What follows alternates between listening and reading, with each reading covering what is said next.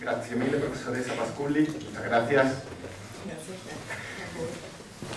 Y continuando con esta estela de actividades realizadas en cuanto a la protección del patrimonio, en este caso de Luisa Mortari en Italia, pasamos ahora y cambiamos mentalmente, geográficamente, a España, a seguir analizando el papel o las actividades más bien en cuanto a protección del patrimonio que realizaron las mujeres aquí en España, en nuestro país. Como pueden observar en el título, las mujeres en la protección del patrimonio, me voy a centrar en 4 casos concretos, 2 dedicados a aquellas mujeres que estuvieron vinculadas en el marco de las comisiones provinciales de monumentos y otras 2 vinculadas al cuerpo facultativo de archiveros, bibliotecarios y arqueólogos. Siempre hemos pasado, ahora con esta última mesa, de la contemporánea. Bueno, que olvidaban cosas modernas. Concepción Gimeno, escritora, editora y feminista, en una de sus publicaciones de 1877 sobre la mujer española, expresaba lo siguiente: a la mujer no se le tolera su pasión al estudio, pues desde que la revela, desciende sobre ella el estigma del ridículo. Y añadirá: pues solo le son permitidas las cosas fútiles que no molestan el entendimiento y que son un adorno para lucir en la sociedad.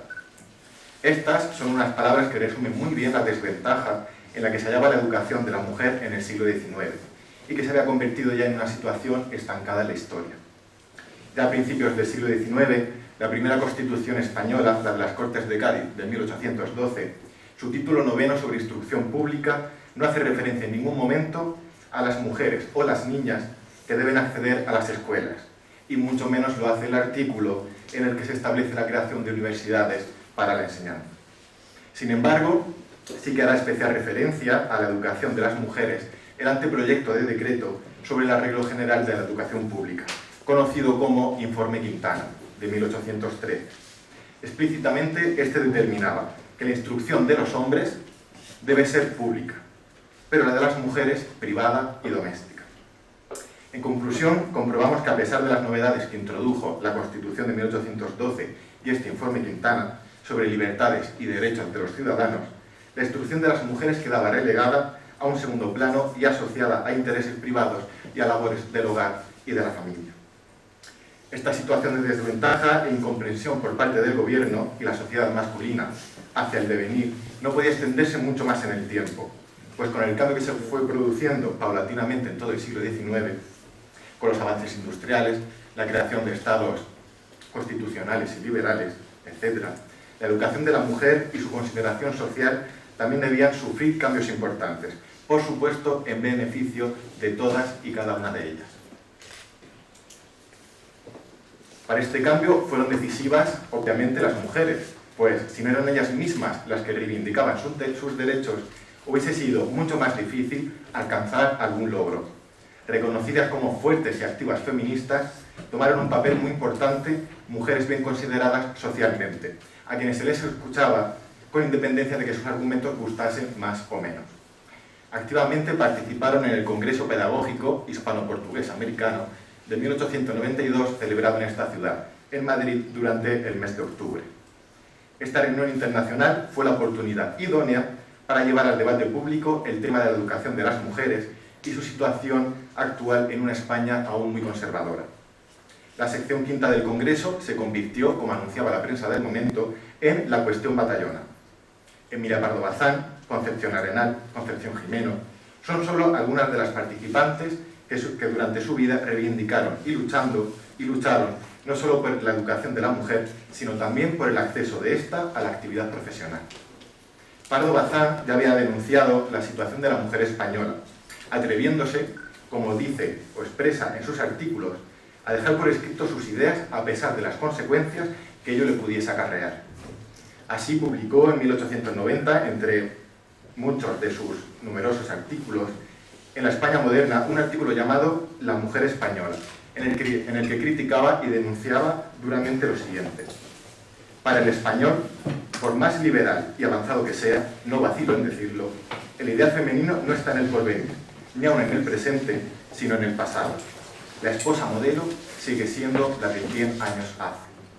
O también añadiría: pintar platos, decorar tacitas, emborronar un efecto de luna, bueno, frecuentar los museos, estudiar la naturaleza, copiar del modelo vivo, malo, malo.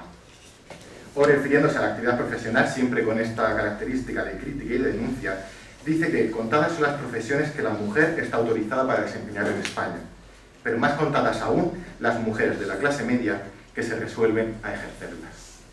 O, como he puesto en pantalla, una pequeña cita, las señoras no tienen más carrera que el matrimonio.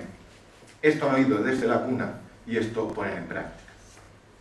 Por otro lado, Concepción Arenal, que también participó en este congreso pedagógico, publicó un artículo llamado La educación de la mujer, fechado en 1893. Ella reivindica fuertemente lo siguiente: la educación debe ser la misma para el hombre que para la mujer. Es un error grave y de los más perjudiciales inculcar a la mujer que su misión única es la de esposa y madre. Equivale a decirle que por sí no puede ser nada y aniquilar en ella su yo moral e intelectual. Y se pregunta, ¿el hombre más inepto es superior a la mujer más inteligente? En definitiva, este congreso se considera como uno de los hitos en la evolución ideológica sobre cómo debía ser la educación de la mujer y cuáles eran los fines que debían alcanzar. Todo ello ayudó a que unos años más tarde se publicase en la Gaceta de Madrid del 9 de marzo de 1910 la Real Orden por la que se dispuso, y cito, no hacer distinción por razón de sexos, autorizando por igual la matrícula de alumnos y alumnas, permitiendo así el acceso de la mujer a la educación superior en España. Ese mismo año, meses más tarde, en septiembre, se publicó el Real Decreto en el que su artículo 1 decía: la posesión de los diversos títulos académicos habilitará a la mujer para el ejercicio de cuantas profesiones tengan relación con el Ministerio de Instrucción Pública. Artículo 2. Podrán concurrir desde esta fecha a cuantas oposiciones o concursos se anuncien o estén anunciados, atención, con los mismos derechos que los demás opositores o concursantes, permitiendo así en este mismo año el acceso también de la mujer a la actividad profesional. Pero si nos hemos fijado y nos hemos dado cuenta solo en relación con las profesiones vinculadas al Ministerio de Instrucción Pública. Aún así, como he señalado en amarillo en el párrafo inferior en pantalla, este decreto llegó a reconocer, o bien el gobierno llegó a reconocer lo siguiente: ni la naturaleza, ni la ley, ni el estado de la cultura en España consienten una contradicción semejante y una injusticia tan evidente. Merece la mujer todo apoyo en su desenvolvimiento intelectual y todo esfuerzo alentador en su lucha por la vida. Estas normas, como hemos podido comprobar, hicieron posible la autonomía de la mujer con la domesticidad. Ahora es cuando podían elegir un futuro, su futuro. Aunque aún seguían siendo algo restrictivas, pues no podían ejercer cualquier trabajo que les gustase, es cierto que fue un gran inicio con el que podían ejercer un trabajo el cual les proporcionase una vida autónoma y las liberase de la configurada dependencia de sus maridos. En definitiva, ahora es cuando empieza la mujer a configurar libremente su yo moral e intelectual, como bien anunciaba Concepción Arenal. Aunque muchos hombres detractores de este gran avance estaban convencidos de que las mujeres no podían compaginar trabajo y familia, defendieron y demostraron que trabajar, ser esposa, llevar una casa y una familia es algo totalmente posible. Difícil, pero posible. Eso iba a decir, bastante difícil. Por lo menos empezaron a luchar por ello. Con esta introducción sobre el panorama educativo de la mujer en el cambio de siglos XIX al XX y la trascendencia de estas reales órdenes, presento este mapa de nombres de mujeres que he podido identificar hasta el momento. Podemos pensar que son muchas las mujeres que aquí se presentan, pero ni son todas las que están, ni están todas las que son. Pues bien, esto es un estudio aún en progreso. Si nos fijamos, prácticamente todas ellas desempeñaron cargos de importancia. Bien, estando vinculadas en las comisiones provinciales de monumentos, o bien siendo directoras de museos provinciales o nacionales, accediendo a estos cargos vía las oposiciones al cuerpo facultativo. Ahora nos fijamos en la cronología y nos damos cuenta de que en tan solo una década comienzan a aparecer todos estos nombres y los muchos que aún quedan por descubrir.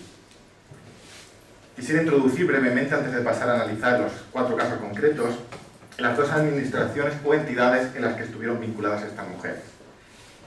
En primer lugar, las comisiones provinciales de monumentos, que fueron creadas en 1844 y que tuvieron como predecesoras las comisiones científicas y artísticas de 1837, siendo estas las primeras administraciones del país encargadas de la protección y control del patrimonio histórico-artístico, además de la gestión de todos los bienes culturales. Y por otro lado, y en segundo lugar, el Cuerpo Facultativo de Archiveros, Bibliotecarios y Arqueólogos, creado en 1858 para ordenar, administrar y controlar estas instituciones. El acceso de la mujer a estas entidades estuvo vetado, como hemos visto, hasta 1910. Pero además hay que añadir que, por un lado, el Real Decreto de institución de las comisiones establecía que éstas estarían compuestas por 5 personas inteligentes y celosas, haciendo referencia, o únicamente refiriéndose a los hombres. Y por otro lado, para acceder al cuerpo facultativo, su decreto establecía que las personas que accedieran a él tenían que haber obtenido el título académico de archivero bibliotecario o bien estar licenciado en letras. Pero si hasta 1910 la mujer no podía acceder a la educación pública o a la educación superior, difícilmente iban a obtener un título académico. ¿Sí? Retomando este mapa de mujeres identificadas hasta el momento, me voy a centrar en 4 de ellas, 2 en el ámbito de las comisiones y otras 2 en el cuerpo facultativo. Ursicina Martínez Gallego estudió Filosofía y Letras en la Universidad Central de Madrid, acabando la carrera con premio extraordinario.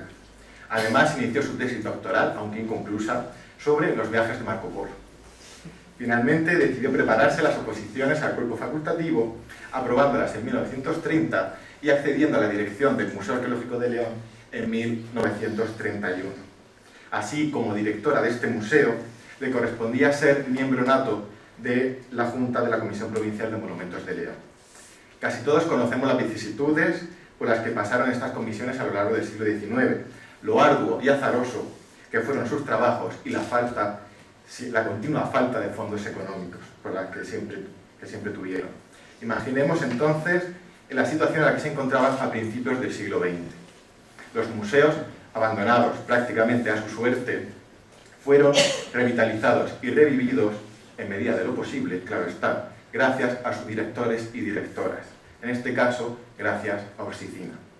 El museo que encontró Ursicina a su llegada fue un inmueble de instalaciones modestas que compartía sede además con la escuela veterinaria. Las pésimas condiciones en las que tuvo que trabajar fueron tema recurrente tanto en sus informes trimestrales como en sus memorias anuales. Ella siempre, he podido comprobar en la documentación, que durante 5 años siempre pedía al inspector de museos y a la Dirección General de Bellas Artes un despacho físico, ya que el que tenía había sido habilitado en la sala capitular. Ella dice que era una gran estancia, muy húmeda, húsquera y fría, que alcanzaba en invierno apenas los 5 grados. Rápidamente, ya en el cargo, comenzó una ardua labor de inventario de las piezas del museo, ya que se encontraba él mismo sin un libro con el que identificar las obras. Relata que cuando tomó posesión del cargo no recibió ninguna instrucción ni entrega de documentos sobre los fondos contenidos en el museo, por lo que tuvo ella misma que iniciar labores de inventario para, y cito, formarse idea de los fondos en el contenido. Ursicina era consciente, además, del peligro que corrían los objetos expuestos en el museo, al compartir sede con la escuela veterinaria. Y finalmente sucedió lo inevitable o lo ya esperado. Debido a las revueltas en Asturias de 1934, las dependencias de la escuela sirvieron de cuartel para los regimientos militares. Ursicina relata en una carta enviada al inspector del museo, Francisco Álvarez de Osorio, lo sucedido. Y cito: en la noche, los soldados entraron en el claustro y en la iglesia descerrajando una puerta, rompiendo un gran trozo de la cabeza de una escultura, las bisagras de una puerta de una carroza y ciertos restos romanos. Por esto comunicó decididamente al director general de Bellas Artes la necesidad de aislar completamente el museo para, y cito, no tener que lamentar el día menos pensado atropellos que revistan mayor gravedad. Un año tuvo que esperar, un año más, claro está, de 1931 hasta 1935, 4 años, en que se produjera la cesión definitiva de las dependencias de la escuela veterinaria, pero no al museo, a la institución museística, sino a la Comisión Provincial de Monumentos, que esta a su vez las cedió formalmente al museo. Un año más tarde, en 1936, consiguió Ursicina presupuesto para reformar el inmueble, actualizar la museografía e instalar el archivo de protocolos de la provincia, que también estaba bajo su cargo. Un proyecto que desgraciadamente se vio truncado por el inicio de la Guerra Civil. Como expuesto, podemos concluir que el inicio de Ursicina como directora en el Museo Arqueológico de León no fue nada fácil. Desatendida durante muchos años, trabajando en pésimas condiciones, le costó 5 años para ser escuchada finalmente por el Ministerio de Instrucción Pública, con el fin, y siempre lo que buscaba, de adecuar el museo en beneficio de las obras artísticas allí contenidas. Aún así, como hemos visto también, las circunstancias adversas que trajo consigo la Guerra Civil vieron truncados todos sus propósitos y buenas intenciones. Ahora nos desplazamos a Sevilla. Allí encontramos a una mujer muy interesante con grandes aportaciones a la arqueología y que colaboró con la Comisión Provincial de Monumentos de esta provincia desde 1922. Ella es doña Regla Manjón, que pasaría a ostentar el título de condesa de Lebrija en 1912. Siempre se sintió atraída e interesada por las antigüedades, especialmente por las británicas. Sobre todo fue a partir de su viudedad, y seguimos aquí como empezó el seminario, pues fue a partir de su viudedad y su asentamiento definitivo en Sevilla, cuando comenzó a dedicarse activamente a la arqueología y a reunir todos los vestigios arqueológicos que le eran posibles. Destacó por ser una mujer culta en las bellas artes y principalmente por ser una gran coleccionista de ellas. Reflejo de esto es el fastuoso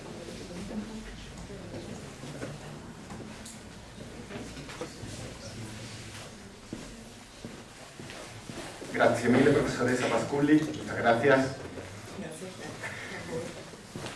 Y continuando con esta estela de actividades realizadas en cuanto a la protección del patrimonio, en este caso de Luisa Mortari en Italia, pasamos ahora y cambiamos mentalmente, geográficamente, a España, a seguir analizando el papel o las actividades más bien en cuanto a protección del patrimonio que realizaron las mujeres aquí en España, en nuestro país. Como pueden observar en el título, las mujeres en la protección del patrimonio, me voy a centrar en 4 casos concretos, 2 dedicados a aquellas mujeres que estuvieron vinculadas en el marco de las comisiones provinciales de monumentos y otras 2 vinculadas al cuerpo facultativo de archiveros, bibliotecarios y arqueólogos. Siempre hemos pasado, ahora con esta última mesa, a la contemporánea. Bueno, pero cuidaban cosas modernas. Concepción Jimeno, escritora, editora y feminista, en una de sus publicaciones de 1877 sobre la mujer española, expresaba lo siguiente: a la mujer no se le tolera su pasión al estudio, pues desde que la revela, desciende sobre ella el estigma del ridículo. Y añadirá: pues solo le son permitidas las cosas fútiles que no molestan el entendimiento y que son un adorno para lucir en la sociedad. Estas son unas palabras que resumen muy bien la desventaja en la que se hallaba la educación de la mujer en el siglo XIX y que se había convertido ya en una situación estancada en la historia. Ya a principios del siglo XIX, la primera Constitución española, la de las Cortes de Cádiz de 1812, su título 9 sobre instrucción pública, no hace referencia en ningún momento a las mujeres o las niñas que deben acceder a las escuelas, y mucho menos lo hace el artículo en el que se establece la creación de universidades para la enseñanza. Sin embargo, sí que hará especial referencia a la educación de las mujeres el anteproyecto de decreto sobre el arreglo general de la educación pública, conocido como Informe Quintana, de 1813. Explícitamente, este determinaba que la instrucción de los hombres debe ser pública, pero la de las mujeres privada y doméstica. En conclusión, comprobamos que a pesar de las novedades que introdujo la Constitución de 1812 y este Informe Quintana sobre libertades y derechos de los ciudadanos, la instrucción de las mujeres quedaba relegada a un segundo plano y asociada a intereses privados y a labores del hogar y de la familia. Esta situación de desventaja e incomprensión por parte del gobierno y la sociedad masculina hacia el devenir no podía extenderse mucho más en el tiempo, pues con el cambio que se fue produciendo paulatinamente en todo el siglo XIX, con los avances industriales, la creación de estados constitucionales y liberales, etc., la educación de la mujer y su consideración social también debían sufrir cambios importantes, por supuesto en beneficio de todas y cada una de ellas. Para este cambio fueron decisivas, obviamente, las mujeres, pues si no eran ellas mismas las que reivindicaban sus derechos, hubiese sido mucho más difícil alcanzar algún logro. Reconocidas como fuertes y activas feministas, tomaron un papel muy importante mujeres bien consideradas socialmente, a quienes se les escuchaba con independencia de que sus argumentos gustasen más o menos. Activamente participaron en el Congreso Pedagógico Hispano-Portugués Americano de 1892, celebrado en esta ciudad, en Madrid, durante el mes de octubre. Esta reunión internacional fue la oportunidad idónea para llevar al debate público el tema de la educación de las mujeres y su situación actual en una España aún muy conservadora. La sección quinta del Congreso se convirtió, como anunciaba la prensa del momento, en la cuestión batallona. Emilia Pardo Bazán, Concepción Arenal, Concepción Gimeno, son solo algunas de las participantes que durante su vida reivindicaron y lucharon no solo por la educación de la mujer, sino también por el acceso de ésta a la actividad profesional. Pardo Bazán ya había denunciado la situación de la mujer española, atreviéndose, como dice o expresa en sus artículos, a dejar por escrito sus ideas a pesar de las consecuencias que ello le pudiese acarrear. Así publicó en 1890, entre muchos de sus numerosos artículos, en la España moderna, un artículo llamado La mujer española, en el que criticaba y denunciaba duramente lo siguiente. Para el español, por más liberal y avanzado que sea, no vacilo en decirlo, el ideal femenino no está en el porvenir, ni aun en el presente, sino en el pasado. La esposa modelo sigue siendo la de 100 años hace. O también añadiría, pintar platos, decorar tacitas, emborronar un efecto de luna, bueno. Frecuentar los museos, estudiar la naturaleza, copiar del modelo vivo, malo, malo. O refiriéndose a la actividad profesional, siempre con esta característica de crítica y de denuncia, dice que contadas son las profesiones que la mujer está autorizada para desempeñar en España, pero más contadas aún las mujeres de la clase media que se resuelven a ejercerlas. O, como he puesto en pantalla, una pequeña cita, las señoras no tienen más carrera que el matrimonio. Esto han oído desde la cuna y esto ponen en práctica. Por otro lado, Concepción Arenal, que también participó en este congreso pedagógico, publicó un artículo llamado La educación de la mujer, fechado en 1893.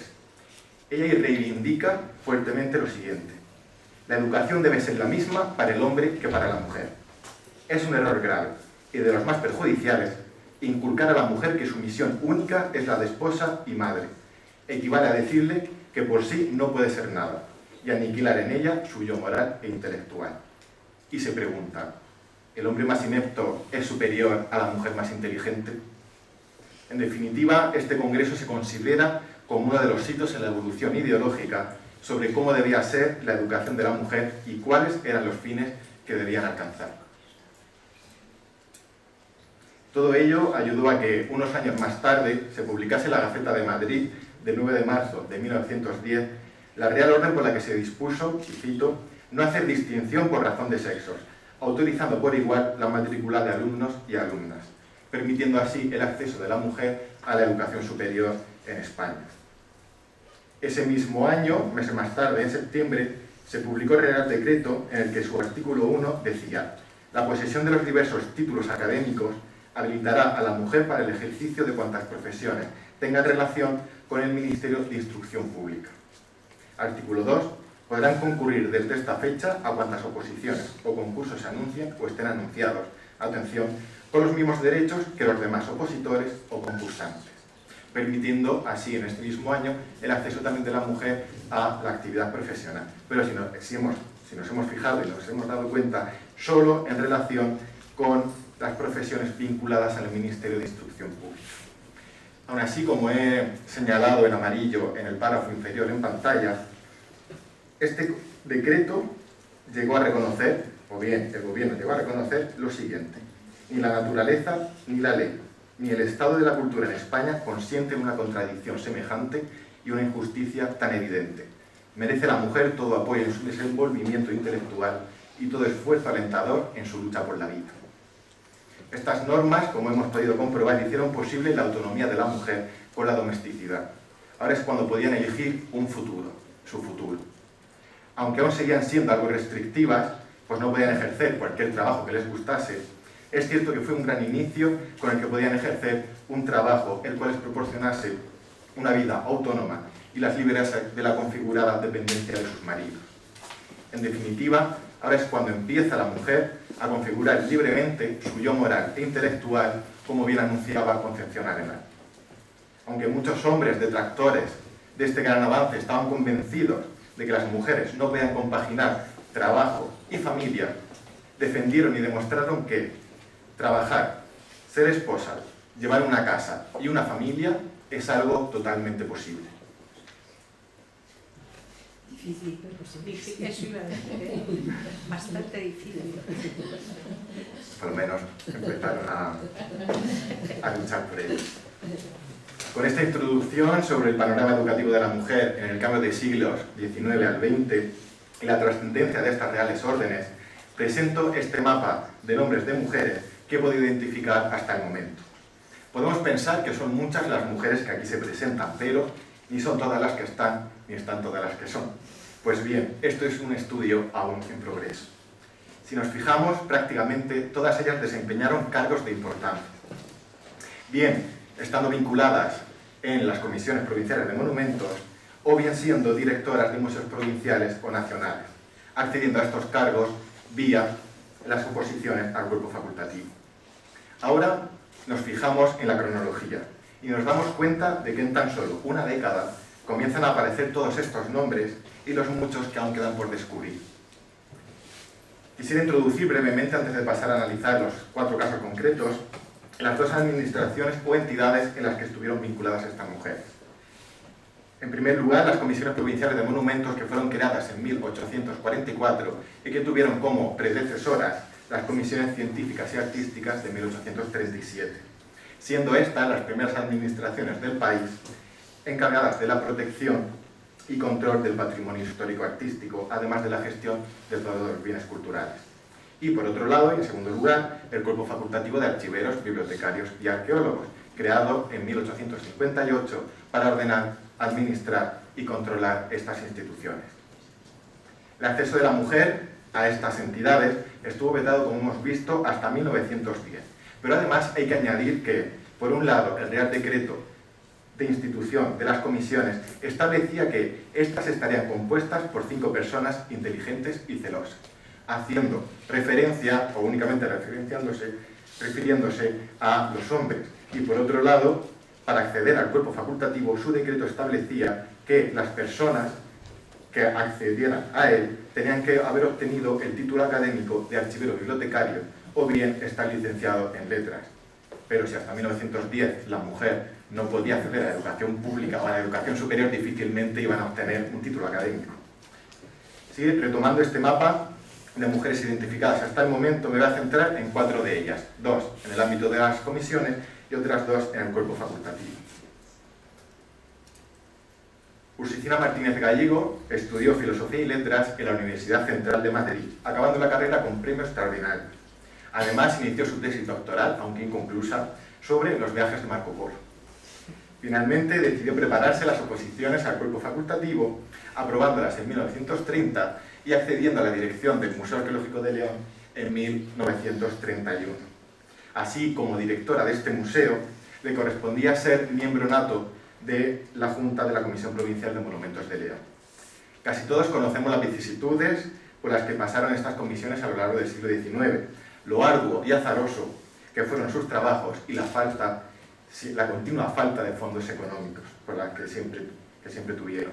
Imaginemos entonces en la situación en la que se encontraban a principios del siglo XX. Los museos, abandonados prácticamente a su suerte, fueron revitalizados y revividos en medida de lo posible, claro está, gracias a sus directores y directoras, en este caso, gracias a Ursicina. El museo que encontró Ursicina a su llegada fue un inmueble de instalaciones modestas que compartía sede además con la escuela veterinaria. Las pésimas condiciones en las que tuvo que trabajar fueron tema recurrente tanto en sus informes trimestrales como en sus memorias anuales. Ella siempre, he podido comprobar en la documentación, que durante 5 años siempre pedía al inspector de museos y a la Dirección General de Bellas Artes un despacho físico, ya que el que tenía había sido habilitado en la sala capitular. Ella dice que era una gran estancia, muy húmeda, húsquera y fría, que alcanzaba en invierno apenas los 5 grados. Rápidamente, ya en el cargo, comenzó una ardua labor de inventario de las piezas del museo, ya que se encontraba él mismo sin un libro con el que identificar las obras. Relata que cuando tomó posesión del cargo no recibió ninguna instrucción ni entrega de documentos sobre los fondos contenidos en el museo, por lo que tuvo ella misma que iniciar labores de inventario para, y cito, formarse idea de los fondos en el contenido. Ursicina era consciente, además del peligro que corrían los objetos expuestos en el museo, al compartir sede con la Escuela de Veterinaria. Y finalmente sucedió lo inevitable o lo ya esperado. Debido a las revueltas en Asturias de 1934, las dependencias de la escuela sirvieron de cuartel para los regimientos militares. Ursicina relata en una carta enviada al inspector del museo, Francisco Álvarez de Osorio, lo sucedido. Y cito: en la noche, los soldados entraron en el claustro y en la iglesia descerrajando una puerta, rompiendo un gran trozo de la cabeza de una escultura, las bisagras de una puerta de una carroza y ciertos restos romanos. Por esto comunicó decisivamente y decididamente al director general de Bellas Artes la necesidad de aislar completamente el museo para, y cito, no tener que lamentar el día menos pensado atropellos que revistan mayor gravedad. Un año tuvo que esperar, un año más, claro está, de 1931 hasta 1935, 4 años, en que se produjera la cesión definitiva de las dependencias de la Escuela Veterinaria, pero no al museo, a la institución museística, sino a la Comisión Provincial de Monumentos, que esta, a su vez, las cedió formalmente al museo. Un año más tarde, en 1936, consiguió Ursicina presupuesto para reformar el inmueble, actualizar la museografía e instalar el archivo de protocolos de la provincia, que también estaba bajo su cargo. Un proyecto que desgraciadamente se vio truncado por el inicio de la Guerra Civil. Como expuesto, podemos concluir que el inicio de Ursicina como directora en el Museo Arqueológico de León no fue nada fácil. Desatendida durante muchos años, trabajando en pésimas condiciones, le costó 5 años para ser escuchada finalmente por el Ministerio de Instrucción Pública, con el fin, y siempre lo que buscaba, de adecuar el museo en beneficio de las obras artísticas allí contenidas. Aún así, como hemos visto también, las circunstancias adversas que trajo consigo la Guerra Civil vieron truncados todos sus propósitos y buenas intenciones. Ahora nos desplazamos a Sevilla. Allí encontramos a una mujer muy interesante con grandes aportaciones a la arqueología y que colaboró con la